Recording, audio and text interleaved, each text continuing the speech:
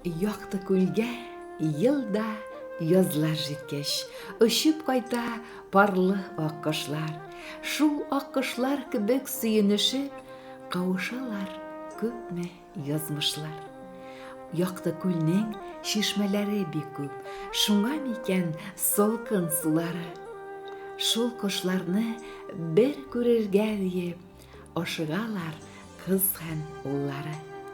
Аккош күрсәң, гомер озая дип, сөйләделәр безгә бабайлар. Бу юрауга без дә ышандык та, тормыш кордык шаян малайлар. Шул язмышлар пар канатлы булып, тормыш карабында йөзсеннәр. Татлы мөхәббәттән исерешеп, без бәхетле дия күрсеннәр. Кадерле дусларым, бүген сезгә бер туган абыем Таһир Зубайдуллинның шигырен укып ишеттердем. Әгәр дә шигырь сезгә охшаса, әгәр дә минем укуым сезгә охшаса, YouTube каналына язылырга онытмагыз. Бик рәхмәтле булырмын сезгә.